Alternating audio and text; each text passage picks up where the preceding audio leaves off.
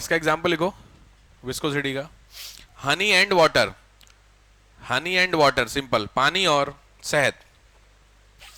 हनी के नीचे लिख लो मोर विस्कस, ज्यादा गाढ़ा, और पानी के नीचे लेस विस्कस, तो समझ गए होगे आपको, सिंपल है। तो जो भी एक फोर्स काम करता है between the layers of liquid that called is viscosity. ठीक है, टेक्निकली ज्यादा नहीं, बस समझना है आपको है। एग्जाम्पल है पूछा हुआ है इसमें कि अगर दो बर्तन में आपने लिए हुए हैं हनी और पानी, दोनों बर्तनों को हिला करके एक साथ रोक दीजिए तो जल्दी सबसे पहले स्टेबल क्या होगा? रीजन आपके सामने, समझ गए बात को? ये एग्जाम में क्वेश्चन आ रखा था, बट जो मैंने दूसरा दिया वो भी सेम ही क्वेश्चन है। अच्छा, तीन लिक्विड बताओ, तीनों अलग अलग स्टेज के। अच्छा, दूध और पानी का बताओ। चलो, दूध और पानी दोनों को हिलाएं एक साथ और छोड़ दें, तो दोनों में से स्टेबल पहले क्या होगा? दूध। क्यों? दूध क्या होता है लिक्विड में? दूध में लिक्विड होता है इमल्सन, सुने हो? कोलाइड सुनो, कोलाइड, कोलाइड की एग्जांपल। कोलाइड क्या होता है? कोलाइड सुने हो? कोलाइड का एग्जांपल होता है जेली। जेली खाई है? जेली नहीं खाई होगी आप लोगों ने? हाँ, जैम है, जैम लिक्विड है सॉलिड है? सॉलिड है। हाँ, बस समझो, लिक्विड से सॉलिड बनने की कंडीशन में तो है जैम, लेकिन आप जैम में थोड़ा सा प्रेशर लगाना पड़ता है आपको निकालने के लिए, तो वो सिचुएशन कोलाइड कहलाती है। अब आए समझ में? उससे हल्की सिचुएशन इमल्सन कहलाती है, जो दूध होता है। दूध, अब दूध में भी अलग अलग होते हैं, टोन, फला फला, टोन दूध पिए हो? डबल टोन, टोन से नीचे भी एक होता है, नीचे, ऊपर नहीं, गाढ़ा नहीं, नीचे डबल टोन होता है, और नीचे भी कुछ होता है नहीं, तो डबल टोन के ऊपर टोन, फिर फुल क्रीम। तो फुल क्रीम तक तो आपने देखा होगा, तो फुल क्रीम वाला मिल्क गाढ़ा होता है, तो समझ में आ रहा है? तो ये क्या कहलाता है तुम्हारा? इमल्सन। समझ रहे हो? केमिस्ट्री में पढ़ना यहाँ नहीं। चलो नेक्स्ट आओ। Flow of fluids, flow of liquid, तरल प्रवाह का सिद्धांत। फ्लो ऑफ लिक्विड, तरल प्रवाह का सिद्धांत सिंपल है यार, कोई थ्योरी नहीं है। एक चीज बताइए, मैंने पानी को फेंका, तो पानी का जो सबसे अगली लेयर थी, फ्रंट लेयर, वो जिस जगह से निकली, लास्ट लेयर वहीं से निकलेगी। फिर समझ लेते हैं। अरे सिंपल है यार, मैंने एक पानी है, उस पानी को ऐसे फेंका यार गिलास से या बाल्टी से, तो पानी की सबसे अगली लेयर होगी एक फ्रंट की, और सबसे बैक की लेयर होगी, दोनों लेयर सेम ही प्लेस से निकलेगी कि इधर उधर से निकलेगी? बात समझ में? इसको बोलते हैं अविरतता का सिद्धांत, स्ट्रीम लाइन फ्लो। यानी पानी की जो सबसे फ्रंट की लेयर है, जो भी पानी होगा कॉमन, उसकी फ्रंट लेयर और लास्ट लेयर दोनों सेम प्लेस से ही निकलती हैं। ये एक सिद्धांत कहलाता है स्ट्रीम लाइन फ्लो। क्लियर हो गया? नीड नहीं है, बस जानकारी रखो ये सब चीजें, ठीक है? चलो दूसरा हो, principal of continuity. Principal of continuity को बोलते हैं अविरतता का सिद्धांत। ये नोट कीजिए, जरूरी है। प्रिंसिपल ऑफ कंटिन्यूटी, पानी फ्लो हो रहा है गंगा का, आपको क्या लग रहा है गंगा पानी रुकेगा कभी? रुक सकता है। कब रुक सकता है? जब तक कोई हरकत ना की जाए। जब आप हरकत करेंगे तो रुक जाएगा। हरकत मतलब डैम बना दो, कोई रास्ते में रेस्ट्रिक्शन आ जाए। अगर ऐसा ना हो तो नॉर्मली आपका पानी फ्लो करेगा कि नहीं करेगा? इसको बोलते हैं, इस हर लिक्विड की एक प्रिंसिपल होता है कंटिन्यूटी का। अगर उस लिक्विड के रास्ते में आप कोई हर्डल ना करो तो वो लिक्विड हमेशा क्या करेगा? बहेगा। सही बात है। अब रोकने का तरीका क्या? अब ऐसे फ्लो कर रहा, आप ऐसे कर दिए तो लिक्विड रुक गया। रोक रहा आपने, रास्ते में स्टेबल कर दिया तो रुक गया। पॉइंट समझ में आ रहा? तो इस थ्योरी को बोलते हैं प्रिंसिपल ऑफ कंटिन्यूटी। देखो, any liquid has a principle of floating if there is no obstruction. हर द्रव में एक बहने की लक्षण होता है। Every liquid has an feature of continuity if no restrictions available. समझ गए? हर द्रव में बहने का लक्षण होता है अगर उसको रोका ना जाए। अगर रोक देंगे तो समस्या हो जाएगी। नेक्स्ट, ठीक है, नेक्स्ट आइए, हो गया ये। नेक्स्ट आइए, बर्नौली थ्योरम। ये तो सबने सुना होगा, बर्नौली थ्योरम। जानवी, वो जरा पानी वाला ऑन कर देना, गरम वाला। बर्नौली थ्योरम, एग्जाम्पल लिखिए बर्नौली थ्योरम। क्या होती छोड़ दीजिए, टेक्निकल होता। अच्छा आप एग्जांपल से समझ जाओगे बर्नौली थ्योरम की फीस। एक समझिए, आपने कभी आंधी में छत उड़ती हुई देखी है? छत नहीं उड़ती देखी आपने? कोई बात नहीं। हाँ हाँ वो तो है ही। अरे सिंपल है, ट्रेन आते हुए देखे हो? स्टेशन पे आप अगर खड़े हैं प्लेटफॉर्म पे एंड ट्रेन इज कमिंग, तो आपके जो पेरेंट्स होते पीछे हो जाओ बोलते हैं कि कहते नहीं और पटरी पे चले जाओ, पीछे बोलते हैं आने के लिए, क्यों? वो थ्योरम बर्नौली थ्योरम है। उनको नहीं पता प्रिंसिपल को, क्योंकि उनके पिताजी ने बता रखा था पीछे हट जाओ। बट आप जान गए, अब आप अपने बच्चों को कहेंगे पीछे हट जाओ क्योंकि यहाँ बर्नौली थ्योरम काम कर रही है। तो क्या होती बर्नौली थ्योरम, कुछ को समझ में आ रहा है? क्यों पीछे हट जाओ?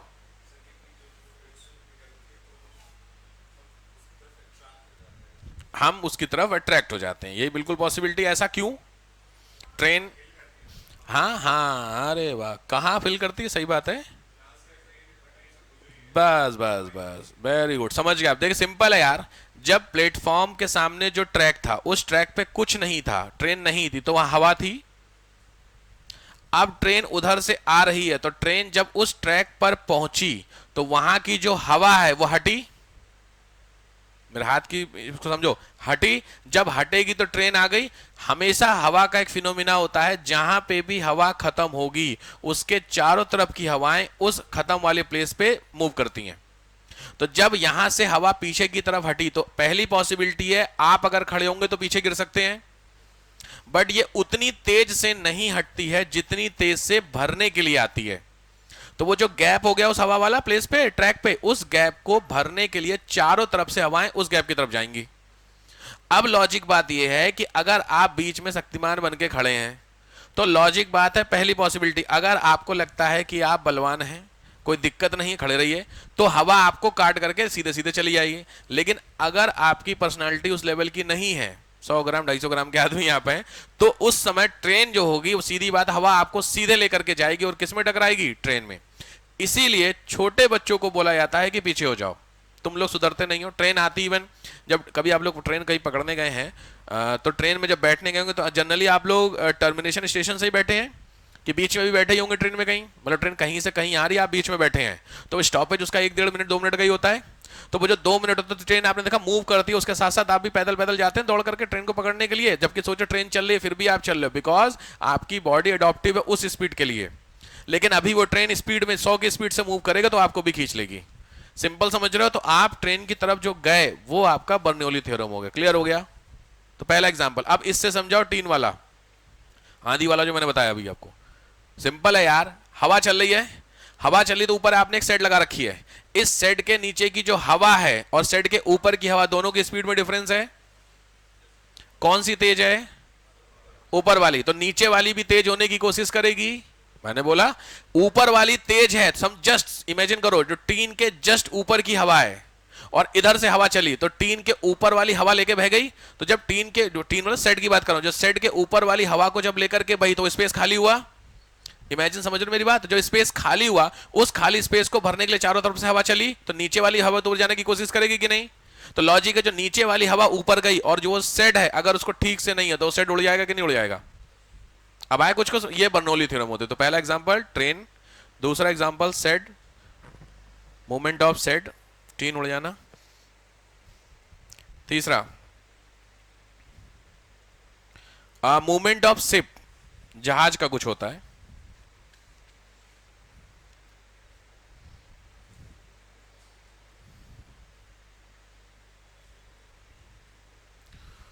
और ठीक,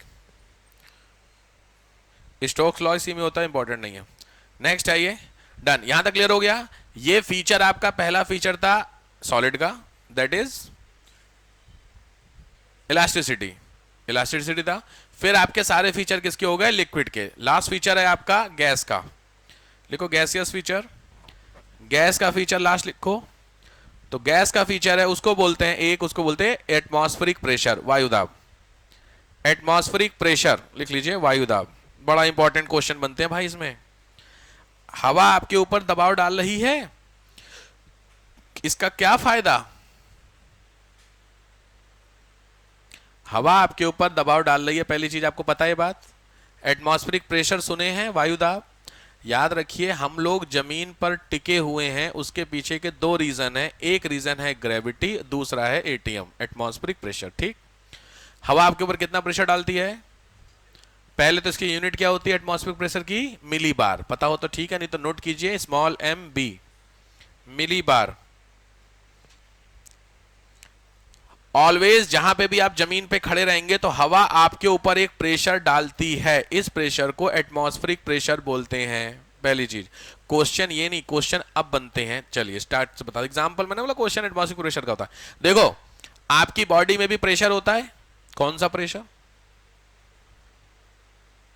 तो बॉडी में कौन सा प्रेशर है? Blood pressure. बीपी प्रेशर पे नहीं काम कर रहा है। अरे ब्लड प्रेशर सुने हो, वो प्रेशर ही तो है, ब्लड का फ्लो बिना किसी प्रेशर के फ्लो हो रहा। आपकी जो वेन्स हैं, उस वेन्स के ऊपर जो ब्लड होता है वो मूव कर रहा है।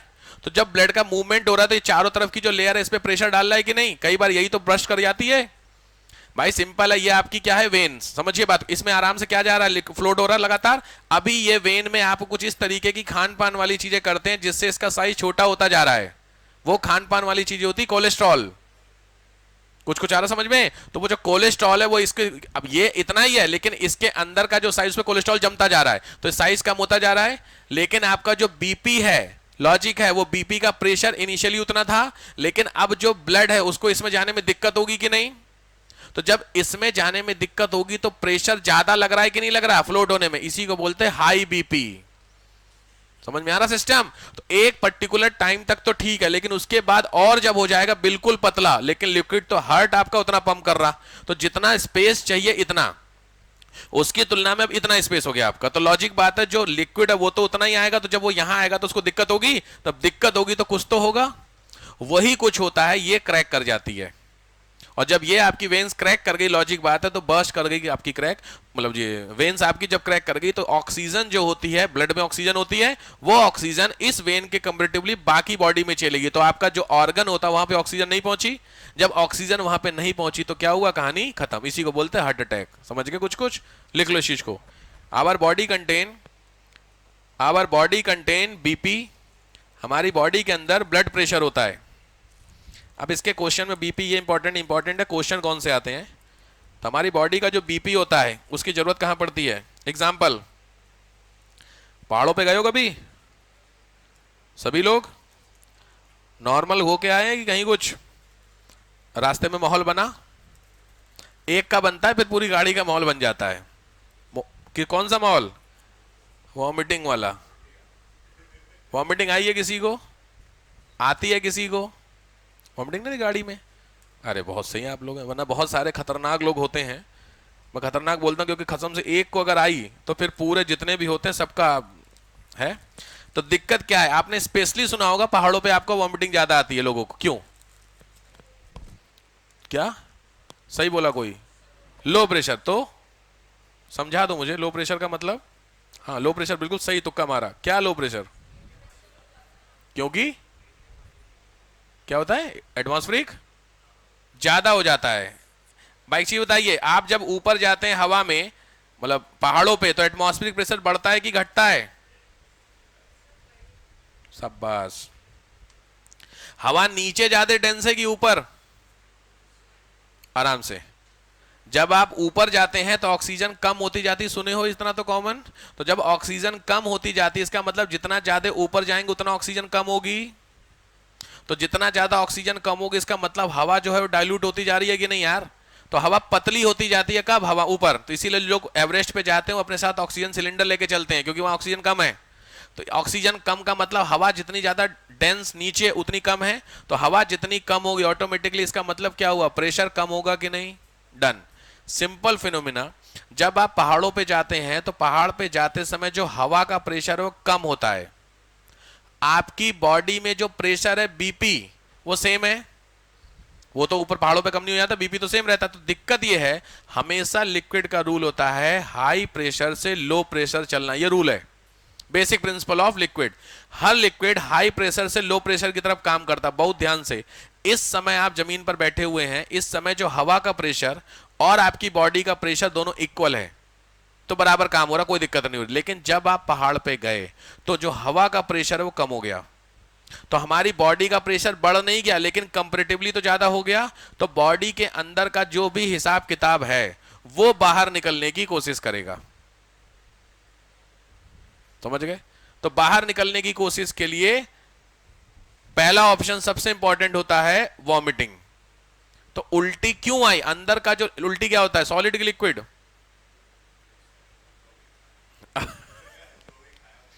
जो वो आया वो लिक्विड के फॉर्म में आता कि सॉलिड में? ये पूछ रहा हूं। लिक्विड के फॉर्म में, तो सिंपल लिक्विड उल्टी की फॉर्म में क्यों? रीजन हमारे सामने वॉमिटिंग। वॉमिटिंग में लिक्विड, लिक्विड का मतलब प्रेशर, वही जो मैंने बताया। तो जो हाई प्रेशर अंदर वाला था, बाहर लो प्रेशर था, तो हाई से लो की तरफ निकला, तो सीधी बात है मुंह से क्या आ गया आपका? बाहर, काम खत्म। इसीलिए बहुत बार दूसरा एग्जाम्पल होता है, लोगों के नाक से खून आने लगता है बहुत ज्यादा हाई पर जब जाते हैं, बहुत ज्यादा ऊपर आप जाएंगे तो, क्योंकि प्रेशर बिल्कुल लो। तो जब प्रेशर बिल्कुल लो, तो जो बॉडी का प्रेशर काम कर रहा है ब्लड में, वो ब्लड नाक से मुंह से बाहर आने लगता है। वो भी आपका यही फिनोमिना होता है। तो लिख लो, ऑन इन एग्जाम्पल पहला, in hill area, on hill area the atmospheric pressure become low. पहाड़ों पर वायु दाब कम हो जाता है, कम हो जाता है।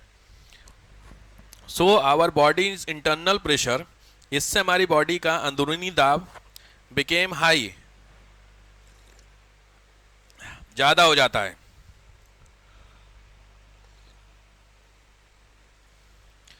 which causes vomiting, which causes vomiting and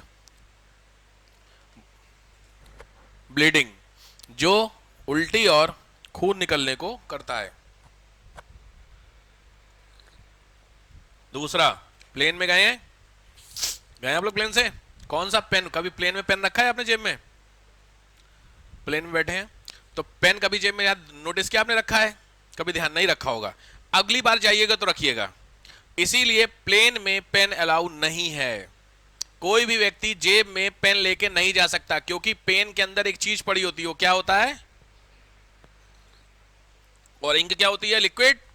same कहानी, हवा में प्लेन गया तो क्या हुआ? प्रेशर लो, तो जो लिक्विड होगा बाहर आएगा, और वो लिक्विड कहां पे आएगा? जहां पे रखा होगा वहां से बाहर आएगा। तो आपकी भी समस्या हो सकती है, और हो सकता है अगल बगल के लोगों को भी दिक्कत है, क्योंकि भाई लिक्विड है। जेल पेन तो कतई अलाउ नहीं करते, बॉल पेन तब भी अलाउ होता है, जेल जो होते हैं जेल पेन, उसको तो बिल्कुल या बिल्कुल, जैसे आपको समझो जो ये ऑप्शनल होते हैं ना, या नुकीले वाले जितने होते हैं, इनको जैसे अलाउ नहीं करते, वैसे पेन को क्लियर पूछते हैं पहले आपसे कौन सा। बॉल पेन भी अलाउ नहीं करते, बोलते बैग में रखिए। या फिर अगर जेल पेन है तो जेल पेन तो भाई साहब भूल से नहीं ले सकते आप अंदर। रीजन आपको समझ में आ गया होगा? सिंपल, तो लिखिए, uses of pen in the plane. Plane का, प्लेन में मतलब पेन का यूज करना। नेक्स्ट, बहुत फेमस क्वेश्चन बनता है, पहाड़ों पे खाना देर में पकता है, ये लिख लीजिए, slow cooking of food, slow cooking of food on the hills. पहाड़ों पर खाना देर से पकने का कारण ही यही है, उसके पीछे का फिनोमिना होता है। लिखो, because it increases the, it decreases the BP, boiling point को कम कर देता है, बस ऐसे समझो। बॉइलिंग पॉइंट कम हो जाता है, इसका मतलब जो गर्मी होती है पानी की वो बढ़ जाती है। बढ़ने का मतलब जो खाना 100 डिग्री पे पकना चाहिए वो 150 डिग्री पे पकेगा, लेकिन पानी तो 100 डिग्री पे उबलेगा। समझो, तुम्हारे यहाँ जो आप आलू लगाते हो उसमें बॉयल करने के लिए रखते हो, वो 100 डिग्री पे पानी बॉयल होता है तो उबल जाता है, लेकिन वो 100 डिग्री वाला पानी जनरल वाली जगहों पे 100 डिग्री है, लेकिन पहाड़ों पे यही 150 डिग्री जब तक गर्म होगा तब पकेगा। तो लॉजिक का टाइम लगेगा कि नहीं? आप घर में जो आलू उबालते हैं वो 10, 15, 20 मिनट में हो जाता है, लेकिन सेम आलू को पहाड़ों पे जब उबालोगे तो इसमें कम से कम इसकी तुलना में एटलीस्ट 1.5 से 2 टाइम ज्यादा टाइम लगता है। रीजन समझ गए? क्योंकि पानी का जो बीपी है वो बीपी बढ़ गया है, घट गया। घटने का सेंस, जितना गर्म पानी 100 डिग्री पर प्लेन में होगा उतना ही गर्म 150 डिग्री पे पहाड़ पे होगा। तो लॉजिक बात है, पानी को लगातार लगातार गर्म करोगे तो गर्मी बढ़ती जाएगी ना। तो वो लगातार गर्मी, यानी नॉर्मली जब आप आलू उबालते हो तो जितने गर्म पे उल्टा बॉयल उतना आपको पहाड़ों पे नहीं हो पाएगा। उसके लिए फिर आपको, इसीलिए पहाड़ों पे बहुत कॉमन है, कोई पहाड़ी आप में से कोई नहीं है? अच्छा, वो आई नहीं अभी, वो पहाड़ की ना गढ़वाल, उसको पता होगा। हमेशा पहाड़ों पे जब भी खाना बनता है वो उसमें जो भी सॉलिड चीज होती है उसको रात को भिगो के रख देते, सिंपल रूल है वहां पे। मतलब अगर आपको राजमा खाना है तो दिन में तो राजमा मर जाओगे खाते खाते, क्योंकि राजमा बॉयल करने में आपको पता कितना टाइम लगता है। नॉर्मली यहाँ पे भी कम से कम 10-12 सीटी लगती है अगर आपने रात को नहीं भिगोए। पहाड़ों पे दाल जो होती है नॉर्मल दाल, उसको भी रात को भिगो देते हैं। क्यों? क्योंकि मैंने रीजन आपको बता दिया। उसके पीछे का जो फिनोमिना है वो वहां के लोकल लोगों को नहीं पता ही है, वो फिजिक्स का काम करता है। बट उसका प्रैक्टिकल आंसर क्या हुआ समझ गए? क्योंकि बीपी लो हो जाता है तो जो पानी की गर्माहट होती है वो थोड़ी ज्यादा टेम्परेचर पे काम करती है, तो ज्यादा टेम्परेचर पे आने के लिए पानी को थोड़ा ज्यादा टाइम लगेगा गर्म होने में, तो ऑटोमेटिकली खाना देर से पकेगा। नेक्स्ट आइए, खाना देर से पकना, ठीक है। और नाक से खून निकलना ये भी पूछा हुआ है, ठीक है, तो ब्लीडिंग जो होती है उसके पीछे का रीजन होता है। डन। कैलकुलेट किससे किया जाता है? एटमॉस्फेरिक प्रेशर को कैलकुलेशन में लिख लो बैरोमीटर। इंस्ट्रूमेंट का नाम है बैरोमीटर। किस इंस्ट्रूमेंट से कैलकुलेट करते हैं? वो है बैरोमीटर। बैरोमीटर, ठीक है।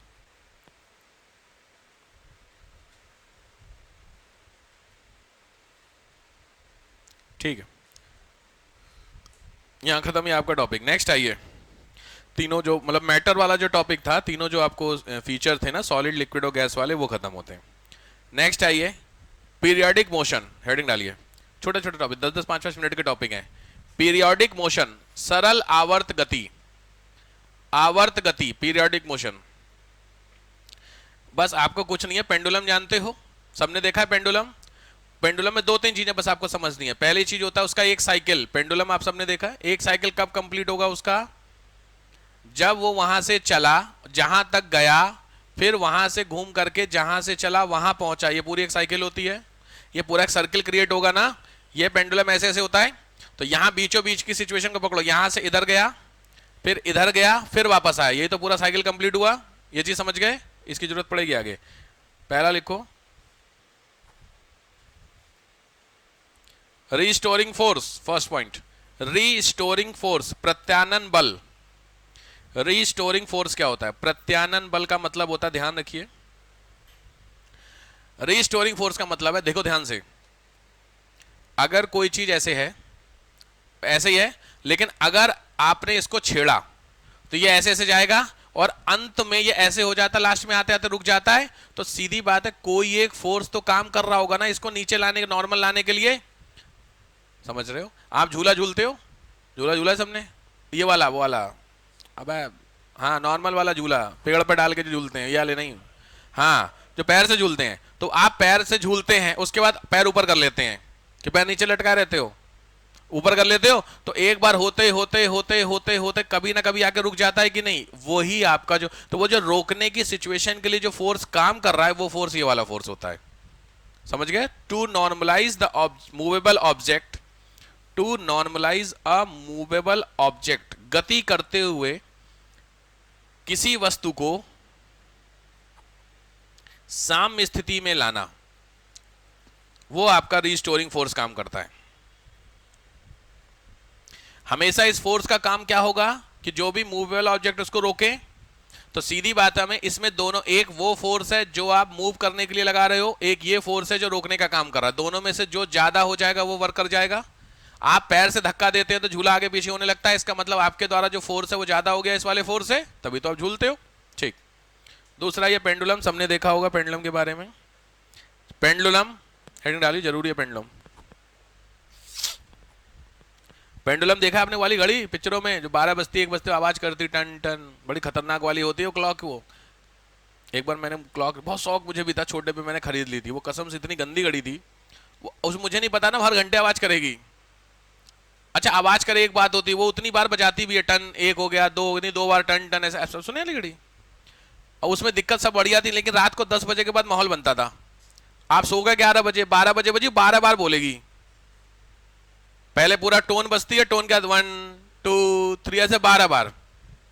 मतलब अब कसम से शुरू में ना, आप सोचिए, आदत फिर बाद में हैबिचुअल हो गए, बट शुरू में क्या हाल हुआ होगा, वो ऐसा होता है। फिर उसको बंद करवाया ऑप्शन, उसमें हमें नहीं पता था ऐसा ऑप्शन होता। फिर मेरे को घड़ी वाले मैंने कहा क्या नौटंकी है, कह रहा सर बंद भी कर सकते हो उसे, नहीं पता था भाई। तो हमने फिर बंद किया तो खाली आवाज करते, फिर आवाज भी सरदर्दी है। उससे एक चीज पता चल जाता है कि आपको घड़ी देखने की नीड नहीं है, वो उतनी बार बजेगी उतना बच गया आपका।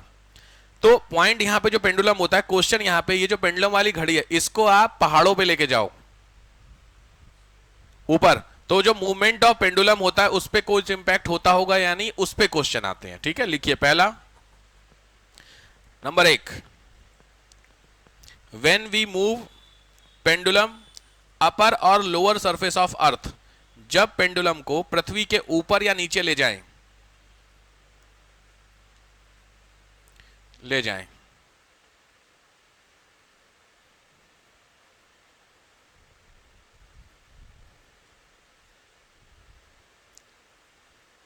देन तो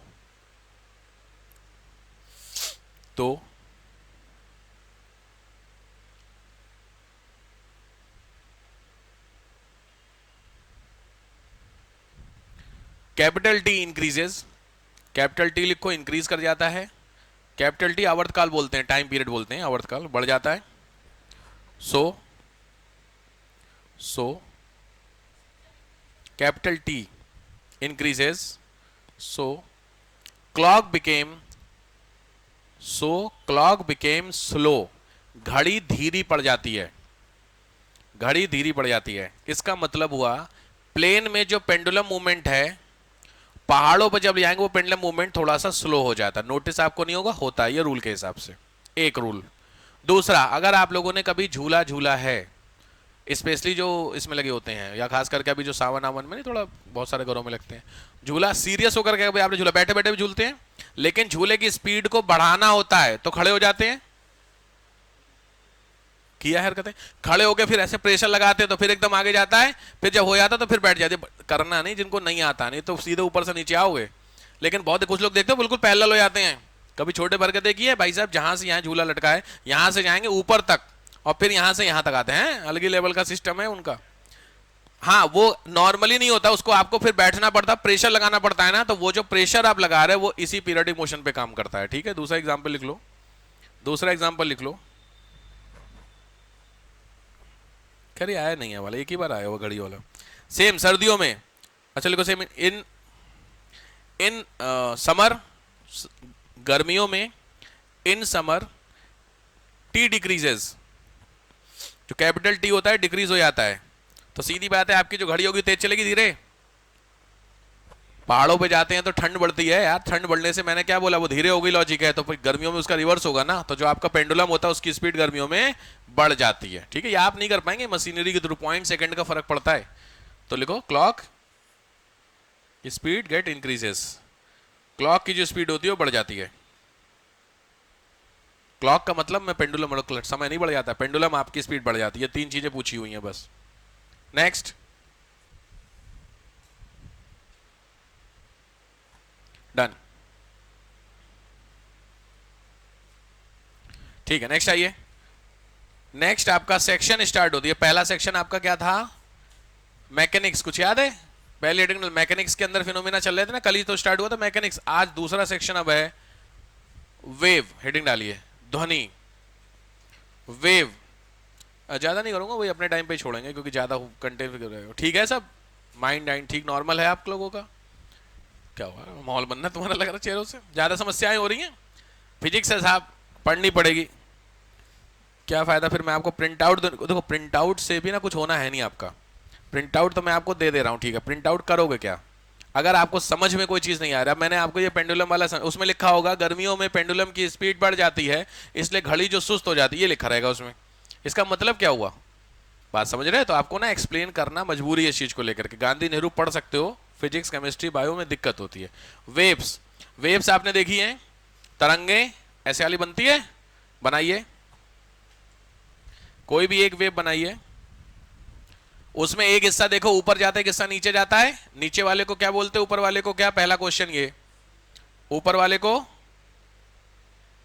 ऊपर वाले को क्रेस्ट लिख लीजिए, ऊपर वाला होता है क्रेस्ट, CREST, सीड्स। नीचे वाले को बोलते हैं थ्रो, THROUGH, गर्थ। ऊपर वाला हिस्सा सीड्स, नीचे वाला हिस्सा गर्थ, थ्रो, THROUGH। क्लियर? पहली चीज। चलो, मैंने आपको लिखने के लिए भी शायद दी थी रेज, दी थी ना, गामा बीटा अल्फा, लिख ली भाई, क्योंकि मैं केवल आपको यहां पे एग्जाम्पल दूंगा उसके कहां क्या यूज है। तो लिखो type of rays, type of waves, तरंगों के प्रकार। जिन लोगों ने लिखा है, नहीं लिखा है तो फटाफट लिखिए, तो हाथों हाथ में बोल देता हूँ साथ ही साथ में। इधर लिखो नेम, नेम, इधर लिखो यूज। किस रेज का क्या यूज होता है?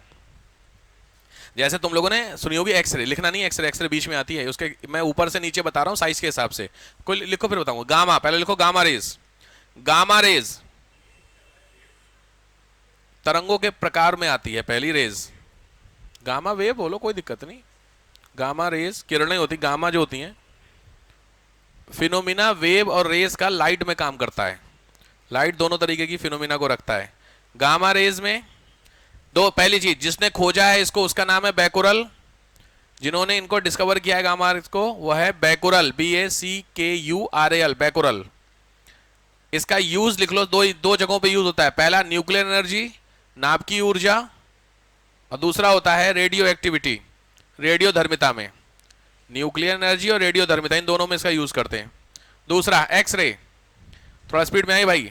सेकंड आइए एक्सरे। एक्सरे स्टार लगा लेना, इसके किसने खोजा था? Röntgen, RONTZEN, Röntgen. एक्सरे का यूज जानते होगे क्या होता है? एक्सरे करवाया आप लोगों ने? सबका एक्सरे हो रखा है? कोई ऐसा व्यक्ति जिसका आज तक एक्सरे नहीं हुआ? आपका एक्सरे आज तक नहीं हुआ? सब ठीक है आपकी बॉडी में? ऐसा हो नहीं सकता, ऐसा होता नहीं है। अगर आप बीमार नहीं पड़ रहे, मैं हमेशा क्या बोलता हूं, खुश मत होइए। अगर आप बीमार नहीं पड़ रहे, आप बड़े खुश, कुछ लोग कहते हैं नहीं मैं 40 साल तक आज तक बीमार नहीं पड़ा। बेटा बहुत गड़बड़ कहानी है तुम्हारी, क्योंकि तुम्हारी बॉडी में बीमारी के सिम्टम दिख नहीं रहे हैं। ऐसा तो है ही नहीं कि आप बीमार नहीं हो सकते, या आप ऐसे हैं कि बिल्कुल ही आप, क्योंकि अगर आप इस हवा में सांस ले रहे तो बीमार होना कॉमन है, और आप बीमार नहीं हो रहे तो आप तोप नहीं हैं, आप गड़बड़ हैं। क्योंकि आपका जो इम्यून सिस्टम है ना, कुछ तो है, वो बता नहीं पा रहा है, आपकी बॉडी एडॉप्टिव नहीं हो पा रही है। किससे? एंटीजन एंटीबॉडी रिएक्शन से। बहुत सारे लोग कहते हैं, इसलिए मैं उनको सजेशन देता हूं कि एक बार फुल बॉडी चेकअप करा लो। कराया हुआ है? ठीक है। आप लोगों ने सबने एक्सरे कराया होगा, गए एक्सरे कराने, तो एक्सरे कराने की प्रोसेस क्या होती है? पहले बिल कटाते हैं सर। मैं रूम के अंदर की कहानी पूछ रहा हूं। मशीन में आप गए, ठीक है। एक्सरे आपने कराया होगा तो मशीन पे डिपेंड होता है कहां के किस ऑर्गन का एक्सरे होता है। तो जनरली वहां पे तो मशीन या तो सीधे खड़ा करते हैं आपको, तो मशीन आपके पास ले आते हैं, या फिर लिटाते हैं तो मशीन ऊपर से रखते हैं, यही कुछ कहानी है, ठीक। तो वो जो मशीन होती है, वो मशीन आपकी बॉडी में जिस ऑर्गन का होता है उस ऑर्गन से एक्सरे भेजती है। तो वो जो एक्सरे आपकी बॉडी के आर पार निकल जाती है, तो बॉडी के आर पार निकलेगी तो वो अंदर जब निकलती है तो जिस ऑर्गन से, उस ऑर्गन की फोटो खींच के दे देती है। दिक्कत यहां पे यह है कि वो चूंकि बॉडी के आर पार हो रही है, मजाक समझ रहे हैं? आपकी बॉडी के आर पार कोई चीज जा रही है, आपको सोचिए किस लेवल पे काम हो रहा होगा। और अगर वो चीज नॉर्मल आपकी बॉडी की कोई चीज आर पार होती है, लाइट होती है क्या आर पार? नहीं। अगर लाइट आर पार होती तो आप इनविजिबल हो जाते, फिर तो आपका रिफ्लेक्शन आता ही नहीं, आप दिखते नहीं मिस्टर इंडिया। बट ऐसा तो है नहीं, तो आर पार कुछ नहीं होता आपकी बॉडी के। लेकिन अगर रेज आर पार हो रही तो वो रेज आपकी बॉडी के अंदर गई, और अंदर गई तो कुछ तो कर सकती है, और वो जो करती उसी को बोलते हैं कैंसर। इसीलिए एक्सरे सबसे खतरनाक माना जाता है, ठीक। बट यहां पे लिखिए तो सीधी बात है, एक्सरे का मेन यूज क्या लिखोगे? मेडिकल, मेडिकल जो एरिया होता है, ठीक है। नेक्स्ट आइए यूवी रेज। यूवी, यूवी सुना आप लोगों ने? अल्ट्रावायलेट। इसको जिसने खोजा तो उसका नाम है रिंटर, RINTER, रिंटर यूवी रेज। यूवी रेज का यूज बताइए, प्रैक्टिकली यूज। खराब वाली चीज तो आपको पता ही होगी, सन से आती, नुकसान करती, जानते हो। अच्छी चीज एमिट, हाँ एमिट करती। और हाँ बिल्कुल, पहला एग्जांपल लिखिए, वाटर क्लीनिंग, अल्ट्रावायलेट ट्रीटमेंट बोलते हैं उसको।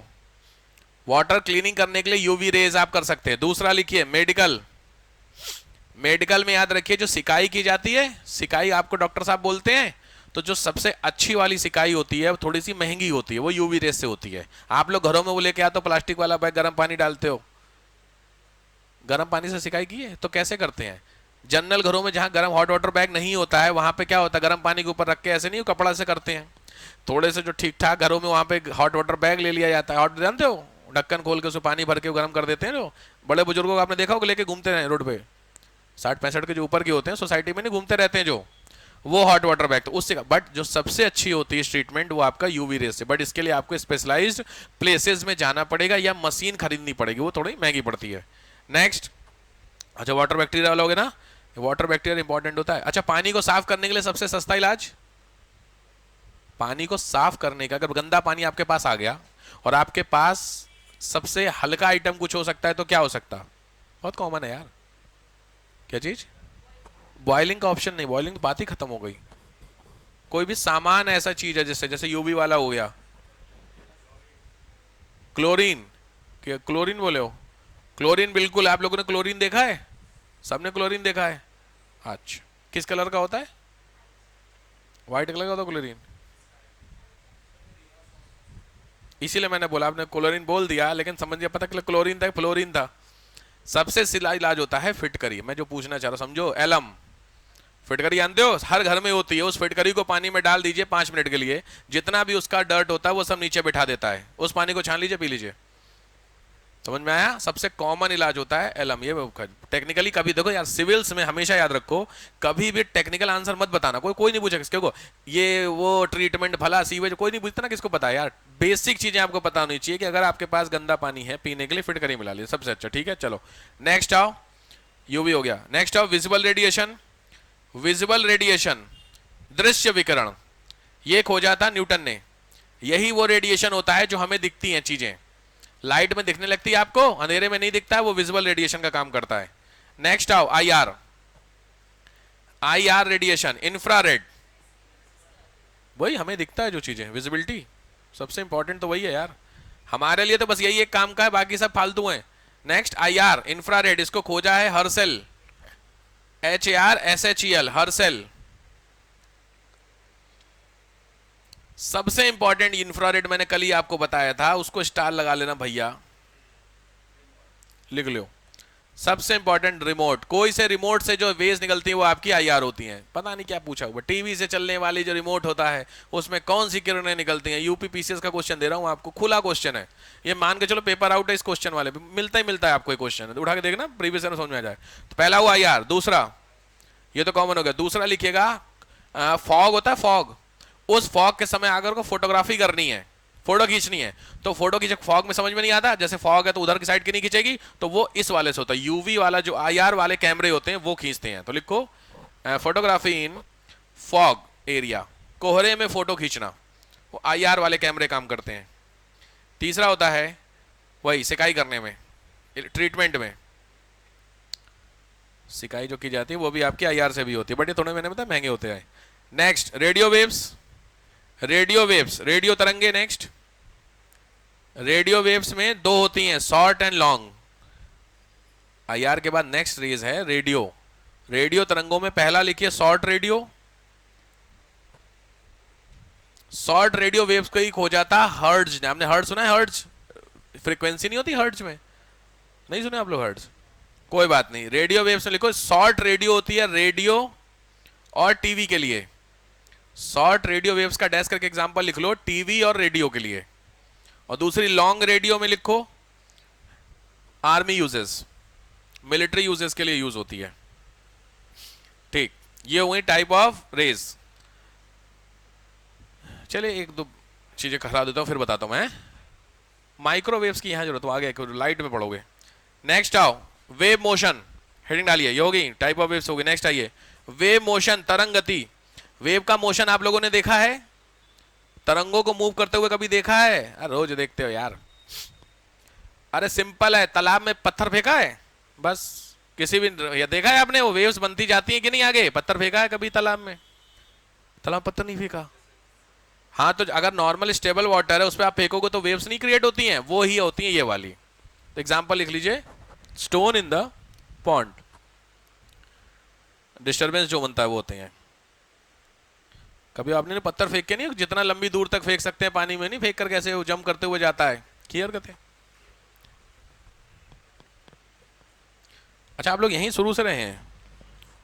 क्योंकि अगर देसी इलाके में रहे होते ना तो आप सब हरकतें करे होते हैं, क्योंकि सूरी इंदिरापुरम से जिंदगी बीत गई आपकी गाजियाबाद में, तो यहाँ तो इधर तो बेकार एरिया है, यहाँ तो एडवेंचर के नाम पे सिप्रे मॉल है। क्योंकि शहर वाले लोगों को ना प्रैक्टिकल बहुत कम चांसेस हो, आजकल के जो बच्चे हैं ना उनको प्रैक्टिकल किसी चीज की इंफॉर्मेशन नहीं होती है। लिखिए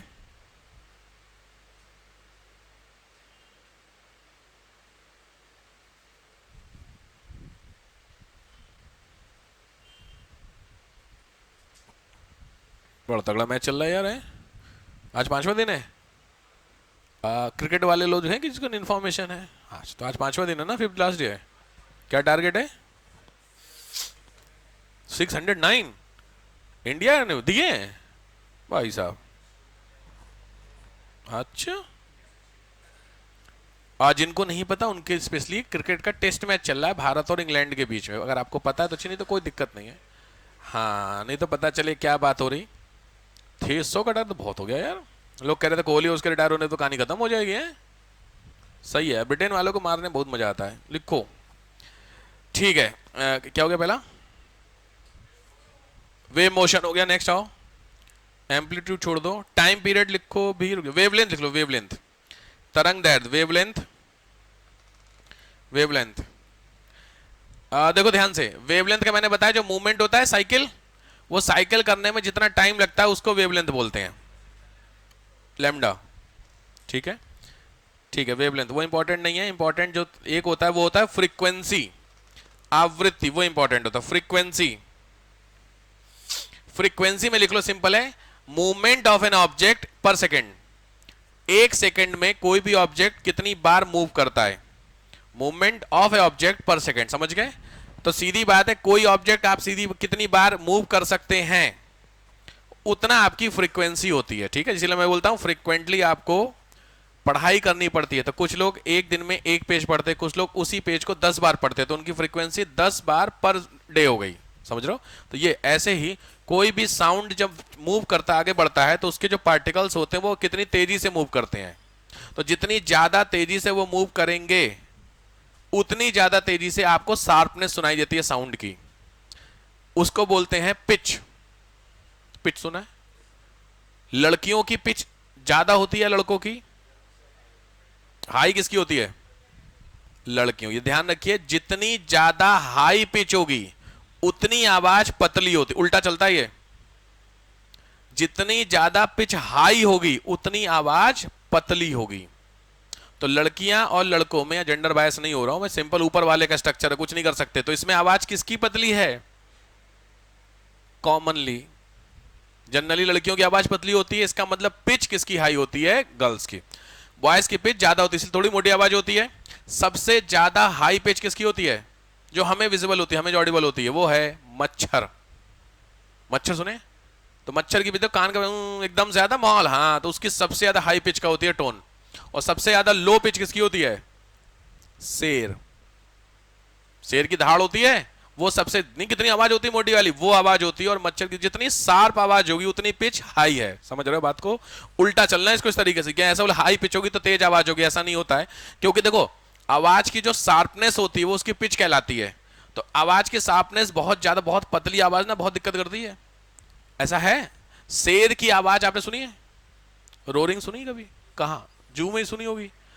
हाँ, तो जू में आपने सुनी है, कोई खास दिक्कत नहीं करती आपको, आप नॉर्मली चल रहे हैं, लेकिन मच्छर एकदम से कान के पास बोलता तो एकदम से हटाते हो। फर्क समझ में आ रहा है आपको? क्यों? क्योंकि जो पिच होती है ना कई बार, इसीलिए कई बार ये जो होते हैं आपके, अब मुझे एक चीज बताइए, इमरजेंसी अलार्म, इसकी पिच हाई होगी लो? आराम से हाई कि लो? क्योंकि आपको जानबूझ करके कान में उनको दिक्कत करनी है, तभी तो इमरजेंसी का मतलब हुआ। इसीलिए जितनी ज्यादा पिच हाई करेंगे उतना ज्यादा पतली होती जाएगी, उतनी तेज आपके कानों में लगेगी वो। अब आए तो इसीलिए सबसे ज्यादा जो इस नॉर्मली होती है एम्बुलेंस की, देखिए एम्बुलेंस की आवाज, एम्बुलेंस है जो भी नहीं लाल बत्ती वाली गाड़ियां होती है उसमें पिच वाली हाई होती है, क्योंकि आवाज बहुत पतली दी जाती है जानबूझ के। बारह समझ में? ट्रक वगैरह जो होते हैं, जो बस उसके जो हॉर्न होते हैं वो पिच लो रखते हैं, तो उनका वो जो हाई हो जाता है। बात समझ रहे हो मेरी बात? ठीक। फ्रीक्वेंसी ध्यान रखना क्योंकि पूछा हुआ क्वेश्चन इस पे।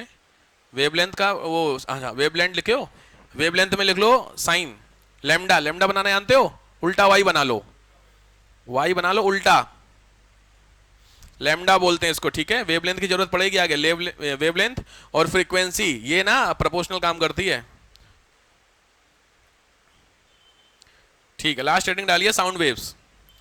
साउंड वेव्स ध्वनि तरंगे, बस यही करा के छोड़ता हूं फिर मैं। साउंड वेव्स हमने सुनी है साउंड। एक लाइन खींचो, खिंच गई? लाइन खींच ली, उसमें 2 कट लगाओ। इस लाइन में 2 कट लगाओ। पहले वाले डॉट से पहला वाला कट होगा, समझ रहे हो मेरी बात? एक लाइन खींच दी, उस लाइन में दो बीच में कट लग गए, तो टोटल 3 सेक्शन बन गए, डन। तो जो पहला सेक्शन है वहां सबसे पहले को 0, जहां सबसे पहले शुरू कर रहे हो 0, और पहले कट पे लिखो 20, पहले कट पे लिखो 20, दूसरे कट पे लिखो 20,000, 20,000, और तीसरे कट को छोड़ दो। समझ गए? तीसरा डॉट होगा ना आपका, ठीक। अब समझो, कहने का मतलब 3 अलग अलग कट हो गए। तो जो पहला कट होता है उसको बोलते हैं इंफ्रासोनिक। लिखो, ये जो 20,000 लिखे हो ये हर्ट्ज है। समझ रहे हो मैं क्या बोल रहा हूं? पक्की बात है ना भाई? बोर्ड पे आऊं मैं? बहुत इंपॉर्टेंट चीज है ये। एक लाइन खींचनी थी, 2 कट लगने, तो पहला सेक्शन, दूसरा सेक्शन, तीसरा सेक्शन। पहला सेक्शन 0 से 20, ये 0 से जो 20 और 20,000 लिखे हो ये हर्ट्ज है। सिंपली भाषा मैंने हर्ट्ज अभी आपको बोला, फ्रीक्वेंसी होती है। जो आपका पार्टिकल होता है वो 1 सेकंड में 20 बार ऐसे होगा, और 1 सेकंड में 20,000 बार होगा। दोनों में डिफरेंस होगा कि नहीं आवाज की? बस ऐसे समझो।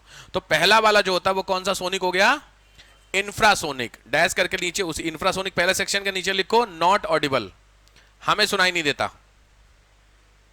माने 0 से 20 हर्ट्ज की आवाज हम नहीं सुनते हैं, ये सुनते हैं कुछ स्पेशलाइज्ड जानवर, animals, that is dog. Note कीजिए, डॉग, मंकी, कैट, कुत्ता, बंदर, बिल्ली।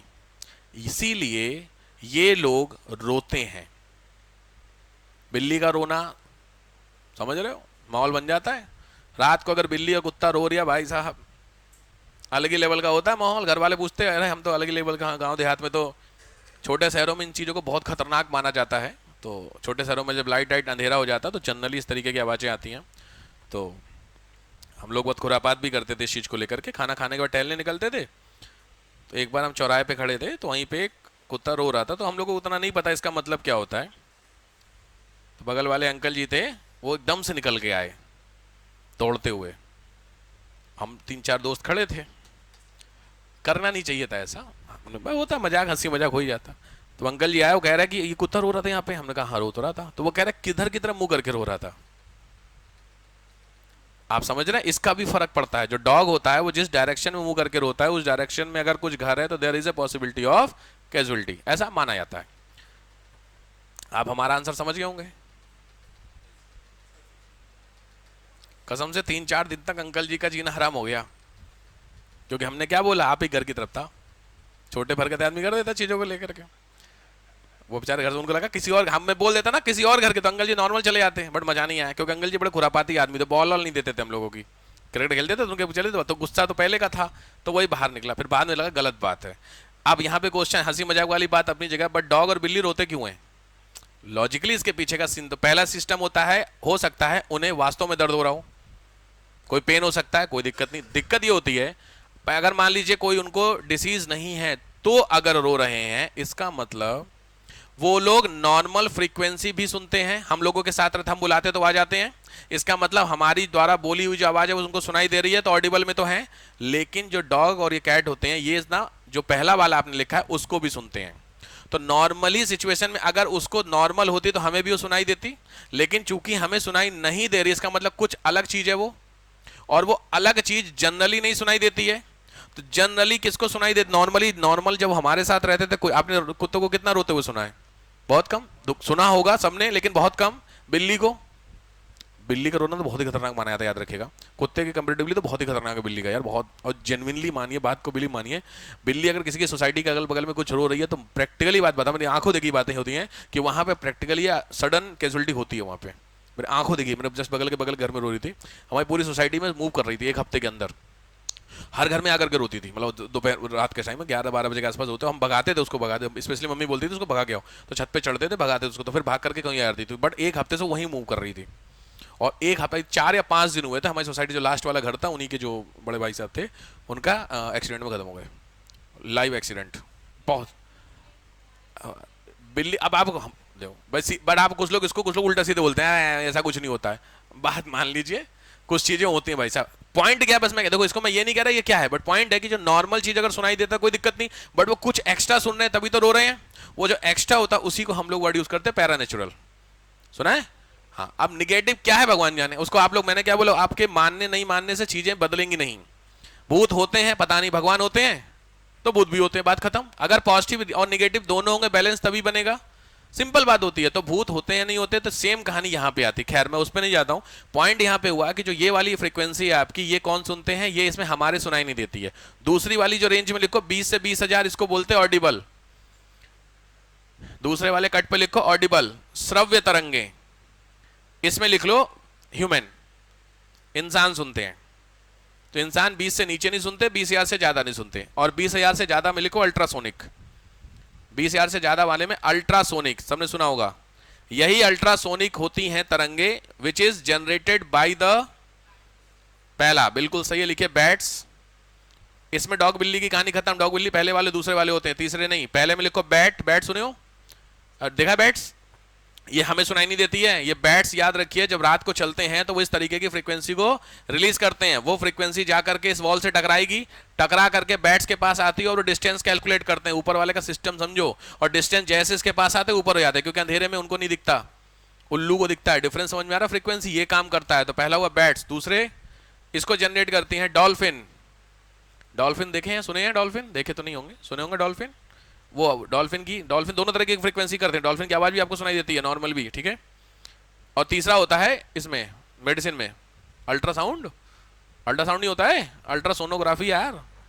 अल्ट्रासाउंड तो सबने कराया होगा, नुकसान किसकी बॉडी का होता है। तो अल्ट्रासाउंड में कौन, यही वाली वेव्स होती है जो भेजी जाती है, बट ये नुकसान कम करती हैं। इसलिए डॉक्टर साहब प्रेफरेंस अल्ट्रासाउंड को करते हैं instead of X ray. But ultrasound थोड़ा सा डीप होता है और थोड़ा सा डिटेलिंग स्टडी करता है। थोड़ी महंगी होती है एक्सरे से, आई थिंक अल्ट्रासाउंड थोड़ा महंगा होता है। इसके यूज लिखिए। अल्ट्रासाउंड का पहला हो गया इंडिकेशन, संकेत भेजने में। दूसरा to calculate the depth of sea, समुद्र की गहराई का पता लगाने में अल्ट्रासाउंड भेजी जाती हैं वेव्स, ये ऊपर की तरफ आती हैं, डिस्टेंस कैलकुलेट होती हैं। थर्ड क्लीनिंग द क्लॉक, घड़ी को साफ करने के लिए याद रखिए यूज होती है। क्लीनिंग द क्लॉक, घड़ियों को साफ करने के लिए इनको यूज करते हैं। ये ऑडिबल वेव्स थी आपकी इसके पास में, ठीक है। नेक्स्ट, लेकिन आपको लगी इसका पिच हाई होगी लो? देखो अब आ गया, सीधी बात है। ये एक्चुअली क्या होता है पता है, ये फ्रीक्वेंसी मैच करके इसको पास लेके जाते हैं। अभी देखो नहीं करेगा, इसको लेके अंदर बहुत तेज बोलता है यार। नेक्स्ट आइए, अगर आपने वो देखी है इंडस्ट्री, उसमें चिमनी देखी, चिमनी, उस चिमनी में राख निकलती है, उसको क्लीन करना पड़ता है वो इसी से, क्योंकि उतनी लंबी जो चिमनी से कोई बंदा तो जाएगा नहीं कि सीढ़ी चढ़ेगा साफ करने के लिए, या कोई आपने लगा रखा मेड, तो उसमें लिखिए क्लीनिंग ऑफ चिमनी, चिमनी को क्लीन करने के लिए। नेक्स्ट, एक वर्ड आपने सुना होगा मिल्क ले पॉस्चराइजेशन। पॉस्चराइजेशन नहीं सुने हैं? अब दूध पॉस्चराइड मिल्क सुने हो? वो इसी से होता है, लिख लीजिए पॉस्चराइजेशन ऑफ मिल्क। जो आपके यहां दूध आता है पैकेट वाला, वो वाला भी आता है, अंकल जी लेके आते हैं जो, अरे अरे ग्वाले हैं, भैंस वाला डायरेक्ट आता है। हाँ, तो एक दो होता है, उसमें तो नहीं कह सकते, लेकिन जो आपके यहाँ जो दूध आता है थैले पैकेट वाला, उसको भी लोग देखते हैं गर्म करते हैं पहले, वो ऑलरेडी गर्म होता है, परेशान ना हो। ये पॉस्चराइज मिल्क होता है, वो गर्म होकर ठंडा किया जाता है। उसके पीछे रूल होता है 78 डिग्री पे 18 सेकंड गर्म करो, फिर तुरंत ठंडा करो, तो जिससे जितने भी बैक्टीरिया होते हैं तुरंत खत्म हो जाते हैं उसके, ठीक है। हाँ, जो वहां से दूध आता है ग्वाले वगैरह लेके आते हैं, वो ऑब्वियस उसको करना पड़ता है। नेक्स्ट, दो रोग हैं, दोनों रोगों के ट्रीटमेंट में पहला लिखो ऑर्थराइटिस, लास्ट है ये पॉइंट, ऑर्थराइटिस। ऑर्थराइटिस सुना तुमने? गठिया बोलते थे ना, गठिया, गठिया जानते रोग, जॉइंट पेन यार, बुजुर्गावस्था में जो होता है ऑर्थराइटिस, उसके पीछे आपकी बॉडी में सिट्रिक एसिड होता है, जमने लगता है। मोमेंट ऑफ, जैसे आपका ना ये मूव कर रहा है ना ऐसे करके, तो ये जो जॉइंट होता है ना, इस जॉइंट पे खट्टा ज्यादा खाते हैं तो खट्टा सिट्रिक एसिड होता है, जानते हो? तो जब खट्टा खाएंगे तो सिट्रिक एसिड इसमें क्या हो, डिकम्पोजन लगता है। जब लगातार यहाँ पे होता है तो ये मूवमेंट धीरे धीरे रुकने लगता है, और एक ऐसा टाइम आ जाता है जब ये पूरा ब्लॉक हो जाता है जम करके। तो अब एक ही तरीका है कि इसको या तो क्लीन करो, उसके लिए फिर आपको रिप्लेस करना पड़ेगा। तो बुजुर्गावस्था में आपने सुना होगा कि जो एंकल होता है वो रिप्लेस हो रहा है, वो सब नी रिप्लेसमेंट सुना है, तो वो रिप्लेस का मतलब पूरा इसको बदलवाओ, सीधी बात हो, खर्चीला है हिसाब किताब। तो उसलिए जनरली बुजुर्ग लोग आपने देखा होगा कि वो जो होता है फिर जब मूव नहीं कर, जरा सा भी ऐसे हिलाएंगे तो वो दर्द करेगा कि नहीं करेगा, क्योंकि ब्लॉक हो रखा है। इसीलिए एक ईमानदारी वाली बात बताऊं तो कोशिश कीजिए खट्टा कम खाइए। अभी सब अच्छा लगता है, लेकिन जब 40 के ऊपर निकलने तो बड़ी दिक्कत होती है भाई, ठीक है। तो खट्टा, खास करके लेमन, नींबू, मैंने बहुत सारे लोगों को देखा है हर खाने में नहीं पूरा खाते हैं आप में से कोई, हाँ, बहुत नुकसान करता तुम्हारी बॉडी में। खट्टा खाती हो रोज? काफी खाते हो? और देखो अभी कुछ गड़बड़ नहीं निकला है, मेरी बात समझ रही हो ना, मैं भी बोल रहा हूँ इसीलिए। हाँ, टेस्ट कराया आपने? पिछले महीने कराया है? कहाँ से कराया? डॉक्टर लाल बैद से? कुछ नहीं निकला? अच्छा, फिर तो बढ़ गया है, फिर मैं कुछ नहीं कहूंगा। अच्छा यार, बट ऑप्शन समझ रहे हो, सारे ऑप्शन क्लिक हो रहे हैं भाई। नेक्स्ट लिखो ट्यूमर। ट्यूमर के ट्रीटमेंट के लिए, ट्यूमर को तोड़ने का काम करती है ये raise.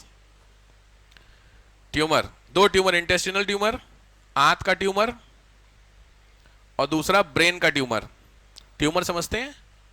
Tumour is a cancer, type of cancer, stage 1 stage 2 के कैंसर्स होते हैं।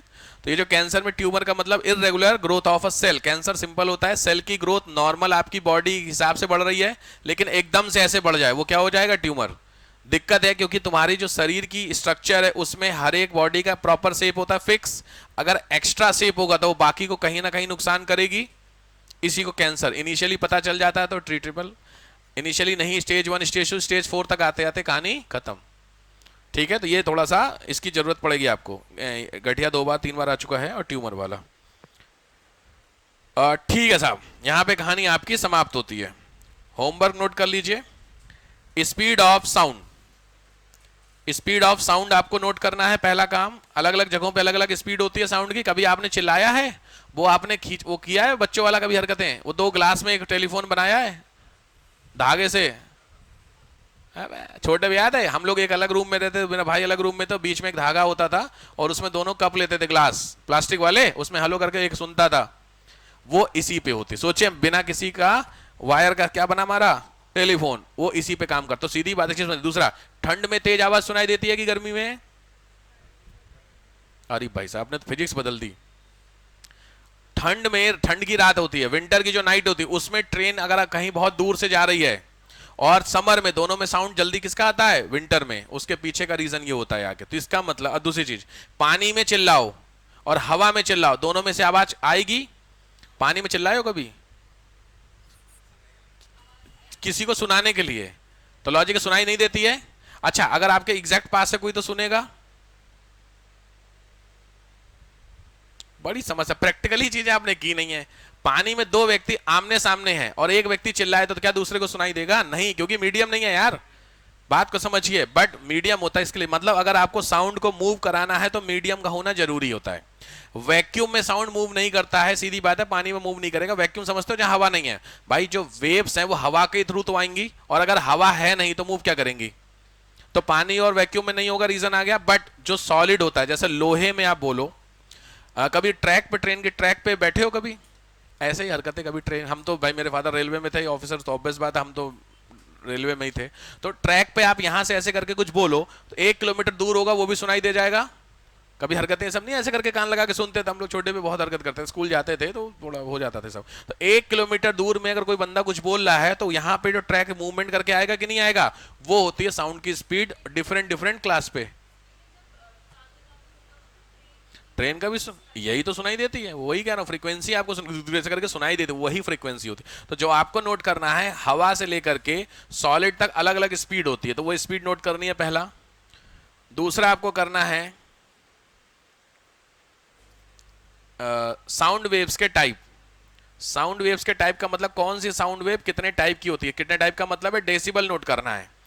नहीं सुना नॉर्मल इतने डेसिबल, जनरल डिस्कशन होता है, जो बहुत तेज चिल्लाते तो इतने डेसिबल। सिंपली पॉल्यूशन सुना, वो सुने, नॉइस पॉल्यूशन। तो नॉइस पॉल्यूशन अलग अलग नहीं डेसिबल होते हैं, 0 डेसिबल से लेके 180 तक की एक लिस्ट आपको मिल जाएगी। तो आप लिखना टाइप ऑफ डेसिबल, आप सीधे गूगल करना, मिल जाएगा आपको। ठीक है।